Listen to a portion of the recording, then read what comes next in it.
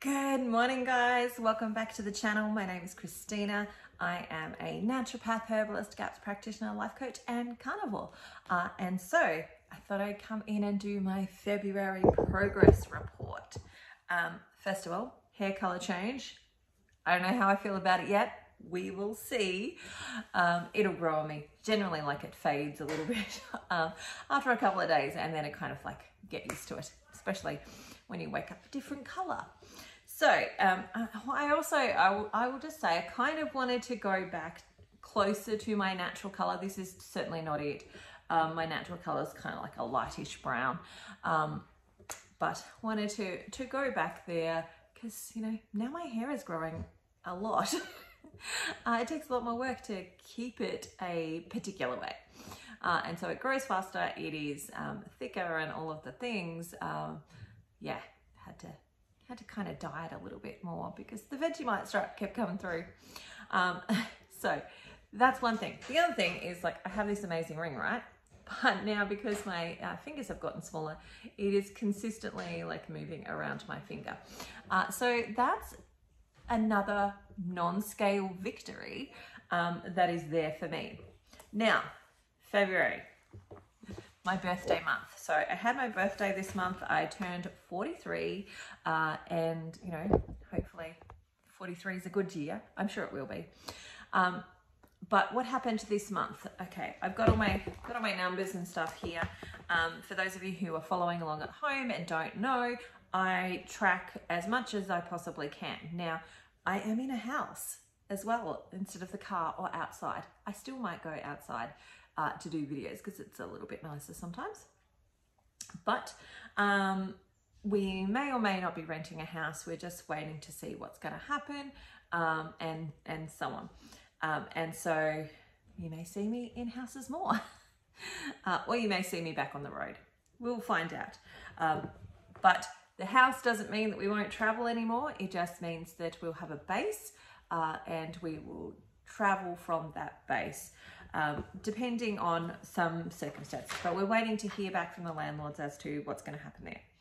All right, so I track as much as I possibly can. In a house, I'm going to be able to track more than what I can track when we're traveling and living in tents. So I generally track as much as possible my blood glucose level, because that's one of the important aspects for me, having had a blood glucose level that was skyrocketing and completely out of control. That's one of the things that's important to me. I track my weight. Now, statistically, if you track your weight every day, statistically, you are more likely to lose weight and keep it off. Now, the key element is, and I'm putting together a tracking book at the moment and I'm writing these things out for people, but the key element is that when it comes to tracking these numbers, whether it be blood glucose, whether it be weight, whether it be blood pressure, whether it be anything else that you might be measuring, the key is to remember that that measurement doesn't determine your value as a human. It's not actually about that at all. All we're really looking at is, how is my body responding to what's happening? So the stimuli that I'm giving it is, how is it responding to that? Is there some ups and some downs? And there will definitely be some ups and downs, especially if you still have a really a good cycle. You're going to have some ups and downs through that cycle. So it's not the everyday score that's important. It's being able to see the patterns that's important. It's being able to reflect back and go, oh, look, there's a couple of spikes here. What would have created those spikes, or what might have played out in those spikes? Oh, that's around ovulation. Okay, so that's an ovulation spike. That's fairly normal. What else? Oh, on this day or the day before, we did X, Y, and Z. And we were out all day. We were really busy that day. I didn't necessarily eat anything different that day, but I did a lot more physical activity that day. Okay, great. So we can understand why that spike is. And then the more we can see these patterns, the more we can predict, okay, I've got a busy day, so I'm likely to gain a little bit more weight. I probably could help myself a little bit by drinking some more water or having some electrolytes on that day, because, you know, I do notice that I get a bit dehydrated. Like, that's all tracking is. That's all it's really about, is to get that information so that you can start to see the patterns.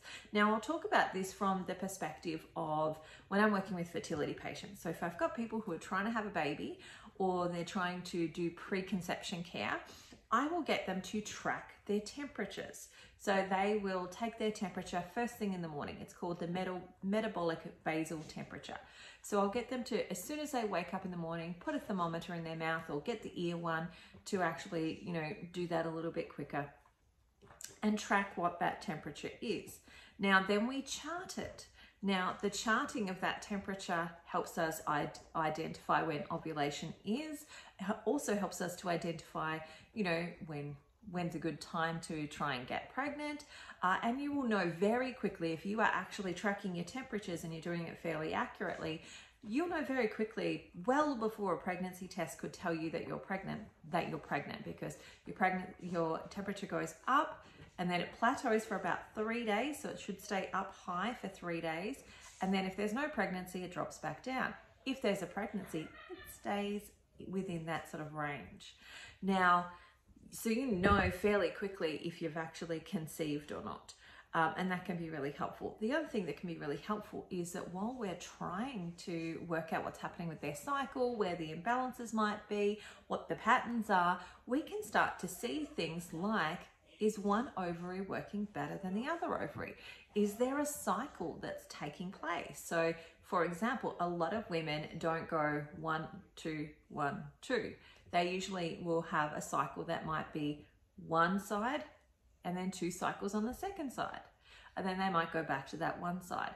And for a lot of these women who are struggling to conceive, they often have a dud cycle in the sense that they have one ovary that's producing a lot better than the other ovary, which means that they're going to have healthier eggs that come out that side. They're going to have better hormonal profiles that month, all of that type of stuff. And so when we've seen these patterns, we can start to go, okay, this is the pattern of that good cycle. Let's jump on this one and try and conceive during this cycle. And that's when we end up with pregnancies that tend to stick. It's when we end up with babies that have less issues and healthier pregnancies, all of that type of stuff. But it comes from the place of tracking. It comes from the place of measuring something and being able to see the pattern. And that's what I'm doing when I'm measuring my weight every day. I'm looking for the patterns, not the value of me as a human, but the patterns of how is my body responding to these things that are actually happening and taking place. And how is that then affecting things like my blood glucose? How is that then affecting things like my measurements, like all of that type of stuff? The other thing around that is like when I track my weight, I track my body measurements once a week. So once a week, I generally will do a measurement of like waist, hips, thighs, chest, etc. Now, the tracking of that is sometimes it can be a little bit out and I'll tell you as well that for me, I had one of my measuring tapes. I've got a really cool measuring tape where you can slot it in. So you wrap it around, slot it in, click the button, and it, you know, helps you get the thing, the right measurement. Now that measurement tape broke. So now I've got another measurement tape and there's a slight difference between those 2 measuring tapes. So having the same equipment helps, and measuring can be a little bit out, just like, you know, even doing your weight can be a little bit out. Like I've learned through measuring myself, weighing myself throughout Australia, if the thing's on a little bit of an angle, it doesn't give you as an accurate number as if it's like nice and flat and all the feet are nice and flat. Same with the measuring tape. If you happen to like take the measurement around your bust and then the next week you measure it just a little bit lower, you're going to get a different number. So the key is to try and get it into that same spot, and keep a tracking over time. So it's not like, oh, this week I've lost like, you know, lots. You know, when there's a dramatic decrease, then that's a key that you have definitely lost. If it's a small one, then maybe it could have been that it was slightly in the wrong place or whatever. But over the week, I'll generally see by the end of the month that there is a significant change in those numbers, and that's more reliable than just the single change. Anyway, so me, February was my birthday month. We also traveled from, we did a lot of travel in February. So we arrived in New South Wales at the end of January, which was Ben's birthday. And then we were mid New South Wales, up at a mid New South Wales for most of January until my birthday. And then we scooted down into where we are now, which is country New South Wales, closer to Melbourne. And that meant that we had a lot of travel there. So there was long driving days. I did some days of driving which were like 7 hours. I don't like to do a lot of those. I try to keep it, you know, ideally we like to do more like 2 hour, 3 hour, 4 hour drives at max. But we had a birthday that we wanted to get down here for. So there was a time limit to get here. So we arrived and that worked out well. Now, this month I have lost, and my numbers are I've lost 1.9 kilos this month. So last month I didn't really lose anything. This month I lost 1.9 kilos. I did also see my blood glucose start to drop down more consistently into the 5s. So I've had 5s and I've had 4s sporadically throughout the time. Last month it was more sitting in the 6s. This month it's definitely dropped down more into the 5s. There's some sporadic 7s here and there, but mostly consistently I'm in the 5s. Which is fabulous. That's exactly where I want to be from the non-diagnosable diabetes space. I do want to get down into the 4s because that's when, you know, good ketosis really starts to kick in, and that's when I start to really have the ability to turn over into a fat burner, and so on. So I'm looking forward to that. And I suspect it'll either be March or April that happens based on the tracking. So based on following my numbers and what I can predict based on those numbers, given if there's no big major events, like there's no big stressful situations that happen, then the likelihood is that will happen either late March, April, that I'll get into that space.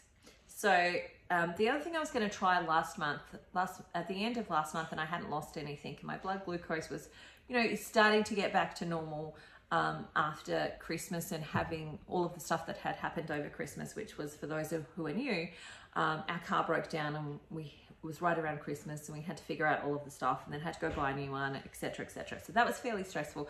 That meant that my blood glucose rose over that period of time. And so February was the month where I saw it start to come back to where it was pre-Christmas, pre that whole scenario happening. And for me, the thing that I thought that I would try in February was that I was going to give a little bit of apple cider vinegar at bedtime a try. Now, I did it for about 1 day. And mostly it was because our life is so busy. And look, I don't really take any supplements either, because I'm like crap at remembering these types of things. If it's food, I'll remember it, but if it's not, I'll generally forget it. So I try to get all my nutrients through food.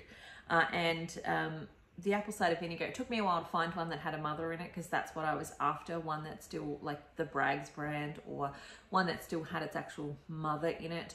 And so it took me a while to find one of those in the local little shops that we had near us. When I did find one, it was like super expensive. It was like $13 a bottle. But I just bit the bullet and I bought it. And then I remembered to take it once. And there may not have been a change in my blood glucose the next day. I don't think I wrote it down. Yeah, I haven't written down the day that I did it. But I was thinking about doing it consistently. But the thing that would have prompted me to do it consistently would have been higher blood glucose numbers. And that was the reason that I was going to give it a try, was that my blood glucose was still up a little bit from Christmas. And I really wanted to get that back down and get it, you know, into the normal range. And so I was going to give it a try, but then I kept waking up and getting 5s. So like the trigger that would remind me to take that at bedtime was not there. Also, I think the other aspect of, like, at that point in time, still living in a tent, you know, not having things easily accessible, means that, you know, you just kind of don't do some stuff because, oh, I've got to do this and I've got to move that and I've got to do it. And it wasn't often, like, sometimes I'd be laying in bed going, I forgot to take that apple cider vinegar. And then at that point, I'm not getting out because my bed is like right up against the tent wall. So I have to climb over my husband and then like navigate my way around the children, to go and do the thing. So at that point, I'm not doing it. And so I would often forget. And so I only did it once, and I also didn't have the trigger of the blood glucose being really high. That would remind me to do it. Now, I may or may not try that now that we're in a house. I will just see how this month is going to play out, how it's going to go. So this month saw me lose 1.9 kilos. I lost a couple of centimeters here and there, but my measuring tape changed. So I'm not giving a lot of credence to my measurements this month, just because I had to switch over mid-month from the measuring tape I've been using the whole time to this new measuring tape. I want to get my old one back again, but I had to change over, which meant that it doesn't, like, I don't feel like I've got really accurate numbers at this point because of that change of the actual measuring device. Next month I'll feel more accurate because I would have had a whole month of actually using this particular tape, which is a little bit harder because it's not like the one that I had. I wish I had it with me. You just slide it around and slot it in, so you can measure your own arm fairly easily. But when you've got, this one has nothing, so you've just got to like hold it, which is really hard to kind of then try and measure your own arm and things like that. So that's going to take some practice. Hopefully I'll get the old one. I'll be able to order it and have it delivered, and have the same thing. Now, I also want to share that I didn't quite get there on the 28th of February, but the very next day, I got to my lowest recorded adult weight. So what I mean by that is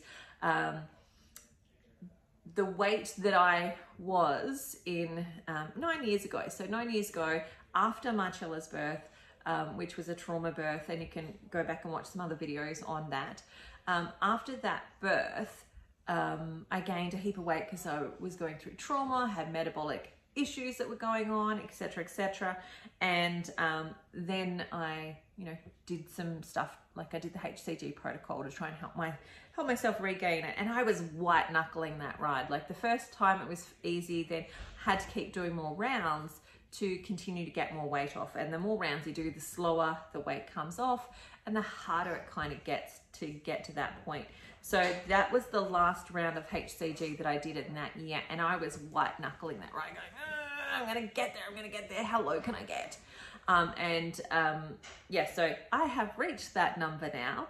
And the difference is I'm not white knuckling the ride. I'm kind of sliding into the ride. But I want to share that some of the process of getting to that point of being able to slide into that number was the emotional work, because I had a couple of things that had happened. Like I'd got close to getting into that number, like I was 200 grams off of that number earlier in the month, that I was so close I could taste it, and then I gained weight.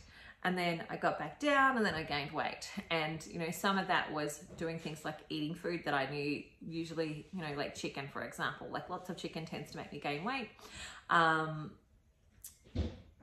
And, there were some things that I did, like, that were sabotagey. And so I had to get to the place of going, okay, what's going on here? Like, what is it?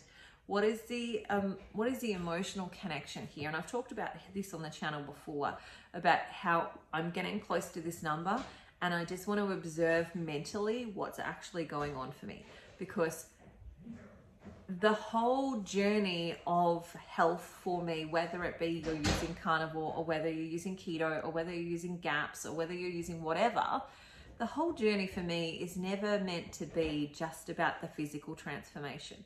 The whole journey for me is meant to be that all of you gets to be healthy and well, that you are emotionally, spiritually, physically healthy and well, and that we clear the muck in those areas. Like that for me is what this whole journey is about, is clearing that muck. And this was the moment for me of going, I can see I've got a pattern here. I can see that I'm doing some sabotaging things. What am I afraid of? What is the fear? What is the feelings? What are the events and the memories that are coming up? What are those things? And as I tapped into that, there were a couple of things that came up. One of which was that, the time when I got to that weight previously was after this trauma. It was after my body had been through a lot of trauma, and it had attached some of that trauma to that weight. And I had to remind my body that it was safe, for me to do this. It was safe for me to get to that number. It was safe for me to move past that number, and it was safe for me to do it. And as I tapped into that word of feeling, or that feeling of, or phrase even, of feeling safe within my body, I was prompted and reminded of other events in my life where I didn't feel safe in my body.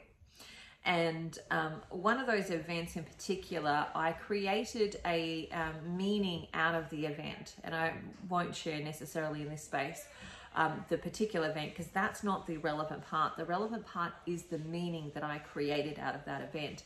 And the meaning that I created out of that event was, my words can kill people.